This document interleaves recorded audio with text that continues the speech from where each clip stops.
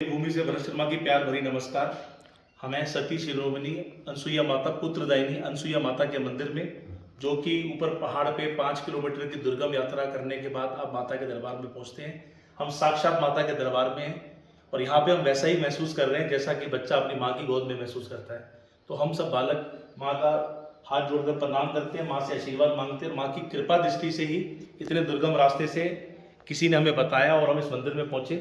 मेरे साथ आदरणीय पुजारी जी हैं। पुजारी जी, हम आपसे आशीर्वाद लेते हैं और मेरी आपसे ये निवेदन है कि माता के तो करोड़ों भक्त हैं, थोड़ा सा इस मंदिर के बारे में, इसके मार्ग के बारे में आप थोड़ा सा बताएं, क्योंकि ये इतना दिव्य मंदिर है। जैसे हम इसके रास्ते में आ रहे थे, इसकी आभा ही ऐसी है कि मंदिर के अंदर घुसते ही आपको एक ऐसा अनुभूति होती है अंदर से कि बिल्कुल आप, जैसे मैंने आपको बताया, माँ की गोद में है, माँ के आशीर्वाद में है। सब तरह की स्ट्रेस, टेंशन, सफ़र की थकान, अभी तो मंदिर के प्रांगण में अब कदम ही रखा था कि ऐसी एक आभा हुई। आते ही मेरी पुजारी जी से भी उनकी दृष्टि पड़ी, किसी की पूजा करा रहे थे। मैंने माता को माथा टेका और हाथ जोड़ के रुका। अब मैं पुजारी जी से निवेदन करूंगा कि थोड़ा सा मंदिर के बारे में सबको बताएं। माता जी, अनसुईया माता जी का आश्रम स्थित है आपका मंडल से 5 किलोमीटर ऊपर, जो कि पैदल रास्ता है। मंडल आपका गोपेश्वर से 13 किलोमीटर आगे चमोली जिले में स्थित है। तो माता जी यहाँ विराजमान है। माता जी यहाँ पे अपने पति देव श्री अत्रि ऋषि जी के साथ साधना में आई थी। माता का जन्म स्थान MP चित्रकूट में है और ये जो जगह है जहाँ हम लोग खड़े हैं, ये माता की तपोभूमि है। तो जब माता जी अपने पति देव के साथ यहाँ आई थी, तो पति देव अत्रि ऋषि जी तप करने बैठे तो माता का पतिव्रता का तेज बढ़ता गया। और यही चीज नारद जी ने जाके समझाई ब्रह्माणी, रुद्राणी और लक्ष्मी जी को, जो कि खुद त्रिदेव के अंश हैं, त्रिदेव सृष्टि के रचयिता थे। तो जब त्रिदेव के अंश ने ये बात सुनी कि माता कोई सती माता अनसुईया हैं जो पतिव्रता हैं, तो उन्होंने अपने पतिदेव से कहा कि आप जाइए, ऐसे करिए, माता की परीक्षा लीजिए। तो त्रिदेव ब्राह्मण वेश में, साधु के वेश में यहाँ पर आ गए और माता की परीक्षा लेने के लिए वो लोग आश्रम में आए। उन्होंने माता से कहा कि हमें भोजन करवा दीजिए। तो माता जी ने कहा कि आश्रम खुला है, आप लोग आइए और भोजन करिए। तो जैसे ही वो लोग अंदर आते हैं तो वो माता से कहते हैं कि भोजन हम करेंगे, लेकिन एक शर्त है कि आपको हमें स्तनपान करवाना पड़ेगा। तो माता ने देखा इतने बड़े बुजुर्ग हैं, मैं इनको कैसे स्तनपान करा सकती हूँ। तो माता जी ने अपने कमंडल से जल निकाला, अपने पति देव का स्मरण किया, सिंचन किया तीनों पर, और त्रिदेव जो थे हमारे वो बालक बन गए। तो माता ने उन्हें अपने पास रखा, त्रिदेवों को अपने पास रखा, भोजन करवाया, सब कुछ करवाया। तो जब सृष्टि के रचयिता त्रिदेव गायब हो गए, यहाँ आश्रम में छोटे बच्चे बने हुए थे, तो हाहाकार मचा कि कहाँ गए, कैसे गए। तो फिर नारद जी ने ये बात सबको बताई कि वो लोग तो वहाँ पे हैं। जब वो लोग यहाँ पे आए, सब ने माता से प्रार्थना करी कि हे माता, जैसे थे त्रिदेव पहले, वैसे जैसे अब इनको बना दीजिए। माता जी ने फिर अपने पति देव का स्मरण किया, जल सिंचन किया और तीनों पहले जैसे बन गए। तो त्रिदेव ने माता जी को ये वरदान दिया था कि यदि आने वाले समय में किसी की संतान प्राप्ति नहीं होती है, तो वो आपके पास आएंगे, वर मांगने आएंगे, व्रत रखेंगे, वर मांगने आएंगे और आप फिर उनकी संतान प्राप्ति होगी। लोग आते हैं जिनके 18 साल 20 साल हो जाते हैं, संतान नहीं होती है, डॉक्टर सब कुछ मना कर देते हैं कि अब कुछ नहीं हो सकता, तो वो लोग भी आते हैं, वर मांगने आते हैं और माता की कृपा दृष्टि से उनकी संतान प्राप्ति भी होती है। बहुत बहुत धन्यवाद पंडित जी, आपने इस अद्भुत बताया। हमारे साथ बड़े पंडित जी भी हैं, पंडित जी का भी आशीर्वाद लेते हैं।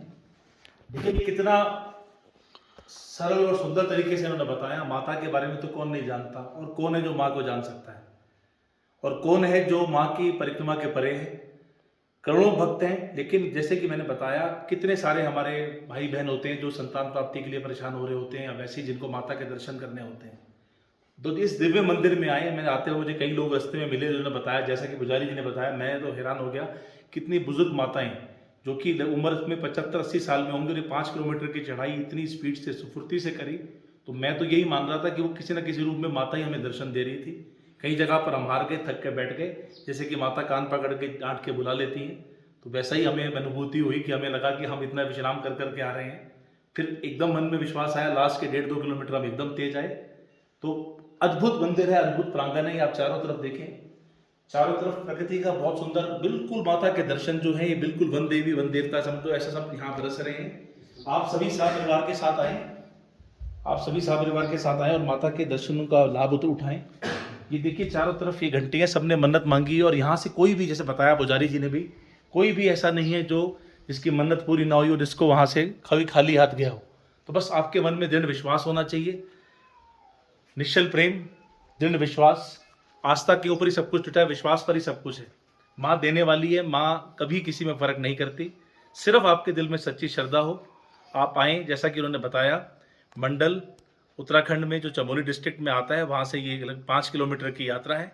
ये आपको पैदल यात्रा करनी है।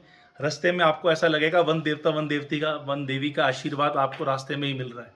और ये एक दिव्य प्रांगण है जो चारों तरफ से आप देख रहे हैं, बर्फ, जहाँ पूरी हरियाली और बर्फ से ढके पहाड़। हिंदुस्तान में कितनी सारी जगह है, अगर आप यहाँ से दिखाएंगे वो बर्फ का ढका पहाड़, और सारे पहाड़ हरे हैं। वरना आपने मेरे कितने सारे वीडियोस में देखा है कि जब भी हम इतने ऊंचे के स्थानों पर जाते हैं तो पूरे पहाड़ हरे नहीं होते। ये माँ की कुछ ऐसी कृपा है। के लिए भी जाते हैं। और रुद्रनाथ का रास्ता भी यहीं से जाता है। पुजारी थोड़ा सा बताएं, रुद्रनाथ का रास्ता भी इधर से ही आगे निकलता है। 14 किलोमीटर की और यात्रा है। बाकी रुद्रनाथ जी जाने के 2 रास्ते हैं, एक आपका सग्गर से जाता है, एक माता अनसुया के धाम से होके जाता है। यहाँ से 14-15 किलोमीटर का पैदल ट्रैक है। और ये जो पहाड़ी आप देख रहे हैं, इसके ठीक पीछे रुद्रनाथ जी का मंदिर स्थित है। और जो ये टॉप दिख रहा है, ये पितृधार का टॉप है, जो आपके रास्ते में पड़ता है रुद्रनाथ जी। पितृधार में क्या है पंडित जी? वहाँ पे लोग अपने जैसे पितृ बोलते हैं, अच्छा, लोग कि पितृ वो बोल। उनको लोग ऐसे पत्थर पे लगा के स्थापित जैसे करते हैं। बहुत बढ़िया। एक बार फिर हल्का सा यहीं से दूर से दिखा दीजिए माता के अद्भुत दर्शन, माता के पूरे मंदिर के दर्शन। ये एक सिद्ध पीठ है, ये एक सिद्ध पीठ है। ये आप थोड़ा सा मंदिर का प्रांगण पूरा दिखा दीजिए। और मैं अपने आप को बहुत भाग्यशाली समझता हूँ। मेरे दोस्त पंकज भी मेरे साथ दिल्ली से आए हुए हैं, जो मेरे लिए वीडियो बना रहे हैं। पंकज, आपका बहुत बहुत धन्यवाद, और आपका पूरा सहयोग मिला यात्रा में। आप सभी आएँ और इस दिव्य मंदिर में आकर अपने आप को गौरवान्वित करें और अपने अपने परिवार के लिए सुख शांति मांगे। और माँ हमेशा देने वाली है, बस माँ के पास हमेशा बालक बन के आएँ, सच्चे हृदय से मांगने। और माँ कभी अपने बालक को खाली हाथ नहीं लौटाती। नमस्कार सब, सबको भरत शर्मा की प्यार भरी नमस्कार।